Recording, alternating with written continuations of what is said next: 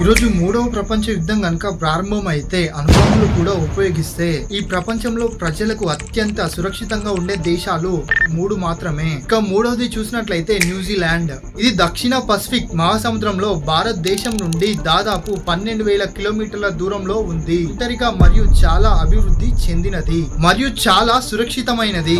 అందుకని ప్రపంచంలో ఉన్న అందరు బిలియనీర్లు ఇక్కడ విలాసవంతమైన బంకర్లను నిర్మిస్తున్నారు. ఇక రెండవది ఐలాండ్. దీనిని ఐలాండ్ అని పిలిచినప్పటికీ కూడా ఇది పూర్తిగా పచ్చగా ఉంటుంది. ఇక్కడ వ్యవసాయం ద్వారా మీ జీవితాన్ని హాయిగా గడపవచ్చు. ఈ దేశం ఎప్పుడు కూడా దండయాత్రలో కానీ యుద్ధాల్లో కానీ పాల్గొనలేదు. ఇక్కడ ప్రజలు ఒంటరిగా మరియు శాంతియుతంగా జీవించడానికి ఇష్టపడతారు. కాబట్టి దీనికి సొంత సైన్యం కూడా ఏమాత్రం లేదు. నెంబర్ 1, ఈ దేశం అధికారికంగా ప్రపంచంలోనే అత్యంత సురక్షితమైన దేశం. ఎందుకంటే వారు ప్రపంచంలోనే అతిపెద్ద అణు ఆశ్రయ వ్యవస్థను కలిగి ఉన్నవారు. ఇందులో 3,84,000 కంటే ఎక్కువ బంకర్లు కలిగి ఉన్నాయి. దీనిలో వారి దేశంలో ఉన్న ప్రజలందరూ సులభంగా వెళ్లి నివసించవచ్చు.